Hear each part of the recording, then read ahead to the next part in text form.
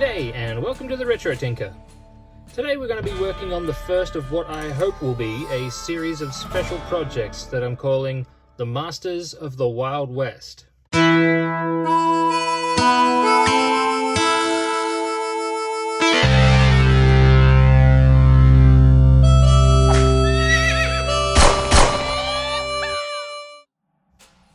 This is something I've been thinking about for a long time, after a conversation I had with the Motu boys Phil, Adam and Zazel. We were talking about Masters of the Universe character Rio Blast, a super cool western type gunslinger character. Awesome as he was the only cowboy character in the Masters of the Universe. In fact, his design may have been inspired by one of Mattel's other creations, Brave Star, a cool sci-fi western series and toy line. We talked about how awesome it would have been if Mattel had decided to give us more Western type characters in the toy line. So, that's what Masters of the Wild West is going to be about.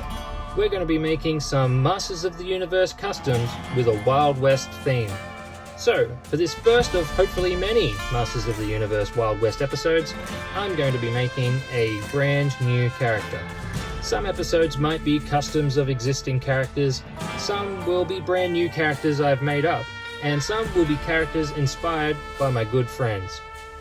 And who better to start with than my good buddy Adam, a fellow toy fixer and creator of the channel GoFigure. Adam has a passion for toys and a flair for customs. He's made several customs for himself and for other people. Plus, he's always helping people track down toys they need, and toys aside, he's just a really good dude. So I think it's only fitting that I make something for him to add to his Motu collection. So in honor of Adam, the first Masters of the Wild West character is going to be Doc Hodgins. This here is a rough sketch I made months ago, but let's take a better look at what we're going to do. Okay, so here's what I'm thinking. Let's start with a basic Motu figure. I'm going to sculpt a new head that will hopefully somewhat resemble Adam. We paint on a shirt, similar to what Mattel did with the Prince Adam figure. We paint on some trousers. Now if you know Adam at all, you'll know he's a big advocate of soft goods on toys, as well as an avid wearer of flannel. So I'm going to make Doc Hodgins a fabric checkered vest. Of course, he's going to need a cowboy hat. I chose white because Adam's a big fan of Brave Star. We'll paint the wrist armor, belt and boots red. He's a doctor, so let's paint on some gloves. And to finish it off, I'm going to make some kind of surgeon's apron so he won't get stains on his flanny while he's operating. Alright, well that's the plan. Let's get started, shall we? Okay, I've dug through my spares box and I've found enough pieces to make a complete figure. I've got this janky man-at-arms, a pair of mecha-neck legs, and this random, I guess, He-Man arm. Obviously all this will get painted later. I think if I'm going to keep making customs, I should maybe make molds so I can make my own figures from resin. Otherwise, I'm going to run out of spare figures fast. But for now, this is a worthy sacrifice. Okay, I'll just put Man-at-Arms in some hot water so I can hopefully get his head off.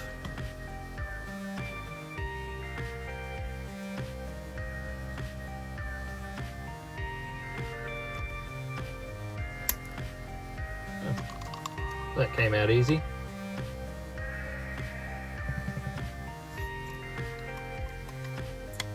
Just get those arms out of the way as well. Alright, first thing I'm going to do is sculpt the head. For this I'm going to be using Super Sculpey, which is basically an oven-baked polymer clay. You sculpt whatever you want to make with the clay, and then once you're finished you bake it and it sets nice and hard. Now, apart from a little practice piece I did the other day, I've never tried to make anything quite this detailed, so let's hope I can pull this off. I was actually getting pretty happy with the practice piece, so worst case scenario, I'll just keep working on that one. Either way, we'll get some kind of result.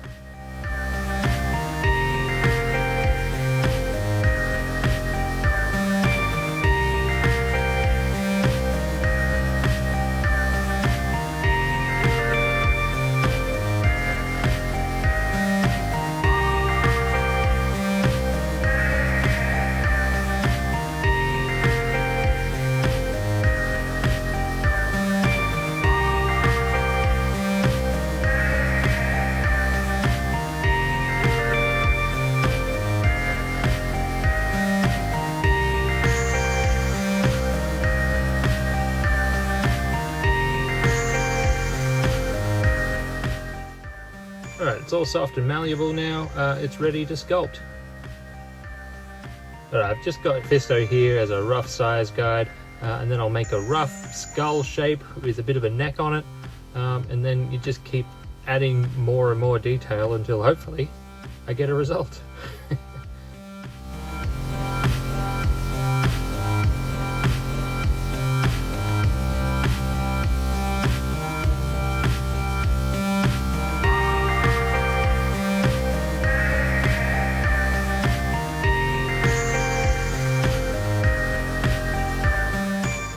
Got a rough shape here. Obviously it's not perfect, but it's all got to move around and get reshaped as I work. I found it handy the other day to mark center lines, so I knew where to locate my eyes and things.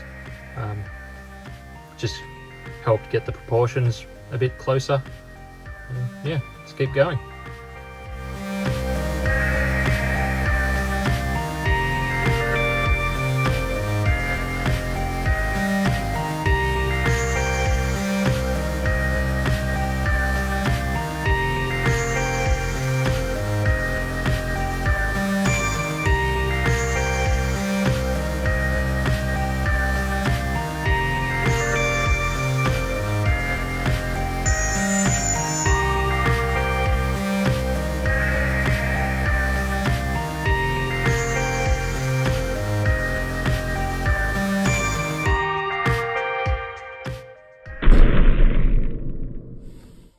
Alright, I found myself hating the first one, so I'm starting again.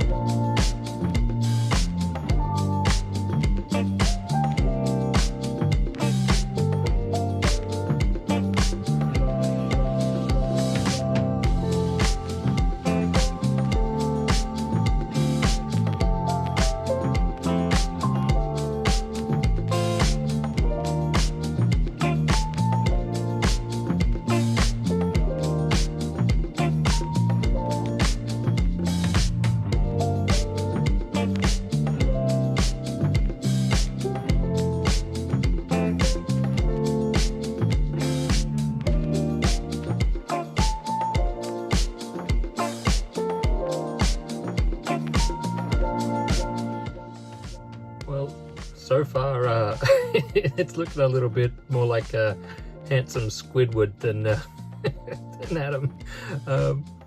But that's the thing with this, you keep going and you keep on adjusting things, and eventually, hopefully, you end up with a result. So I'll keep going.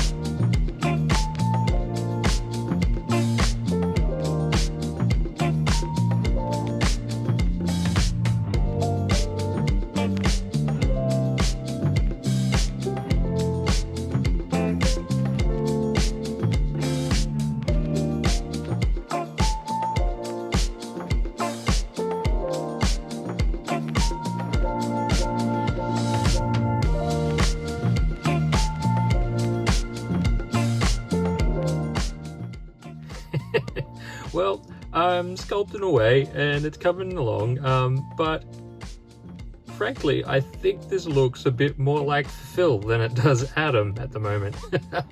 So what I'm thinking is I might put this one aside for now, and I'll just finish off the one I made as a practice.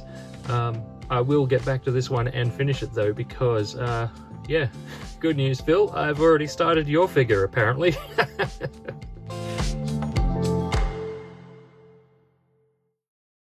Alright, well, it's been a couple of days and I've been slowly chipping away at the practice sculpt, and I've come up with this.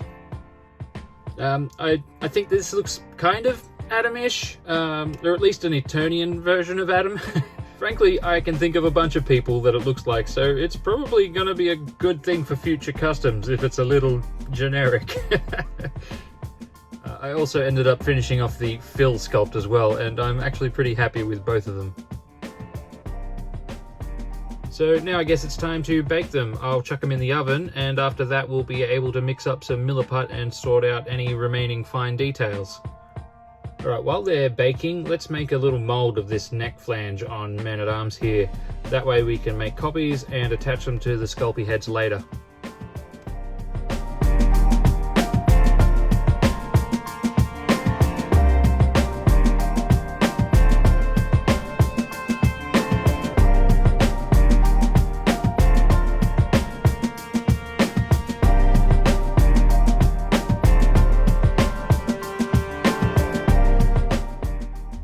Okay, now they're baked, I'll give them a quick coat of primer, and that'll help me see any imperfections or holes that need filling. We're going to see a lot of stuff like this where I've just added little bits of Sculpey in and it hasn't quite bonded properly, so when it's baked it's lifted up. I should be able to sand those out and smooth things off, maybe fill a few holes with the milliput. We'll see how we go. Plus, one slightly annoying but unavoidable thing about Sculpey is that it does expand a little when you bake it, so I'll have to sand the necks down a little bit to make sure they fit properly. But overall, I think it's going to be good.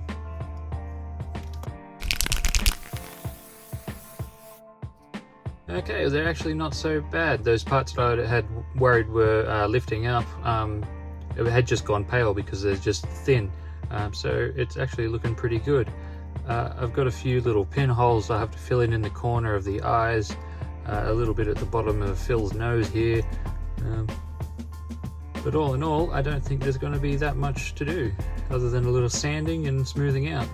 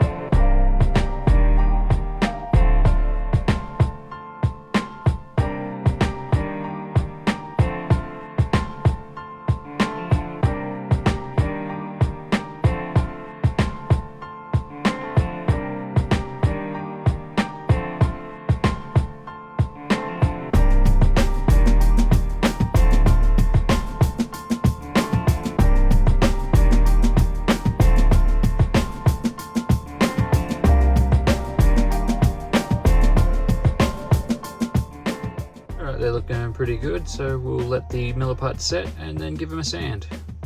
And as usual, you know the rules. If you have leftover milliput, you've got to make yourself a little robot.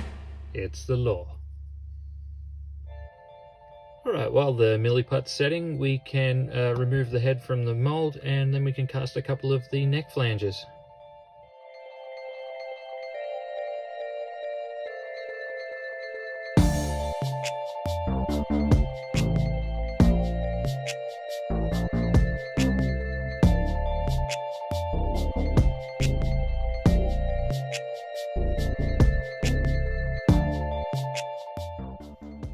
let's see how we did.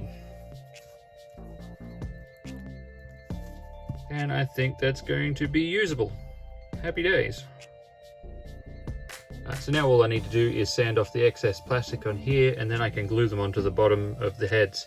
But first I'll get the heads all sanded up and ready to go. The last thing I'll do is glue these on basically once they're ready to make a mold. So yeah, let's get sanding.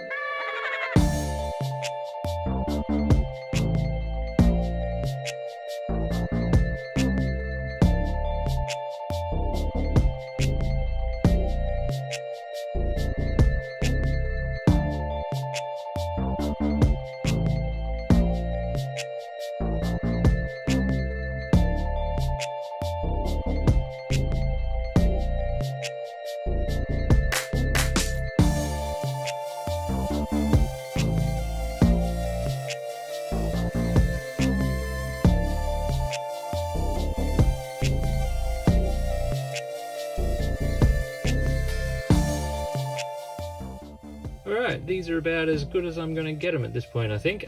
So I guess they're ready to make some molds.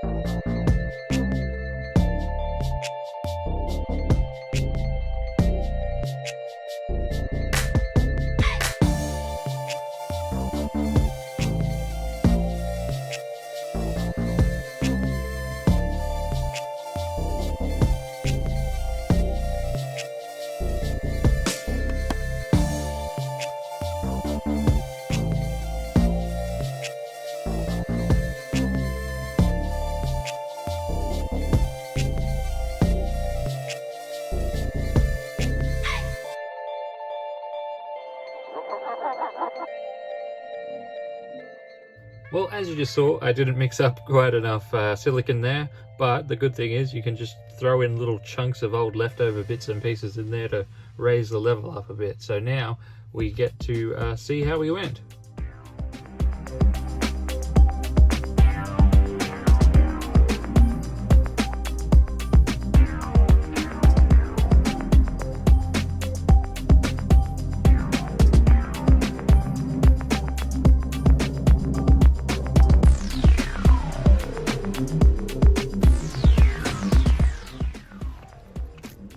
Well, that looks promising. We meant to face the head the other direction so the seam would go around the side of his face rather than down the front, so hopefully that won't cause any issue.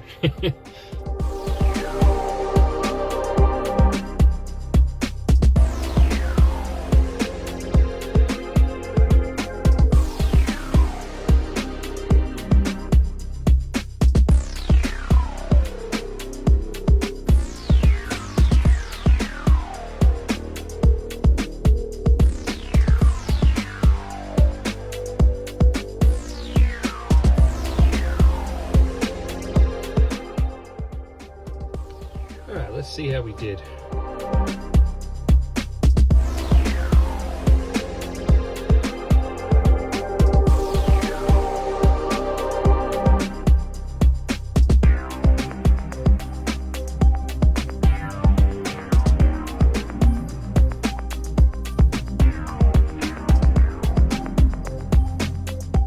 I've got a few air bubbles to fill, but other than that, these came out quite nicely. Ignore all the black schmutz and that was just some stuff that I had in the cup that came through in the resin. Yeah, I think that's gonna work. I'll clean these up a bit, go spray some primer on them, and then we'll see just how many bubbles I'm gonna have to fix. Yeah, it's looking good. Okay, yeah, that's too many air bubbles for my liking. I realized I'd forgotten a stage. I forgot to put talc in my molds, which helps break the surface tension, and then all your air bubbles are more likely to move to the top instead of sticking to the sides. So I'm going to try and cast these again, and we'll see if it's any better.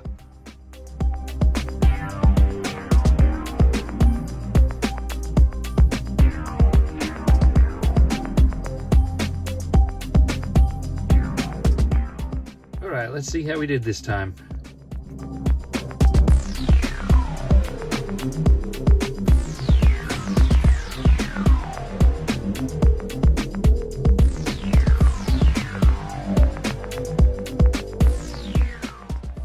So far it looks a bit better than the last one. We'll know for sure after we put some primer on it, but let's open up the other mold. Yeah, I think this one's worked a lot better as well. I'll go spray some primer on these and we'll see how we go. And these two are so much better than the first ones. Just look at this for a comparison. Oh, yep, that's a win. Alright, just a little bit of sanding and cleaning up to do. Still need to trim away a little bit of flash and a few bubbles here and there, but these are just about ready for paint.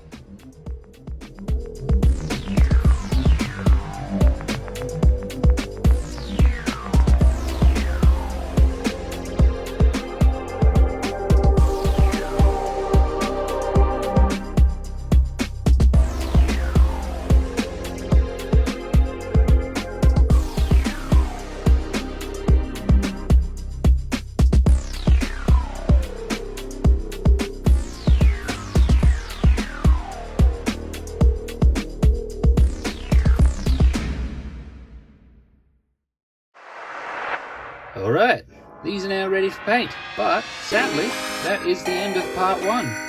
I'll be putting Phil's head aside for a future video, but in the next video, we're going to paint Doc Hodgins, and maybe make some accessories. We'll see. If you've enjoyed the process so far, I do hope you'll tune in for part two. Also, let me know in the comments what you think of the whole Masters of the Wild West concept. I'll be interested to know. Adam, buddy, if you're watching, I do hope this was a pleasant surprise and that you look forward to part two. For those that made it this far, thank you all so much for watching. As usual, if you've enjoyed the video, please leave a like, comment, subscribe, give the old algorithm a tickle. I'd appreciate it. Thanks for watching, and I hope to see you in part two.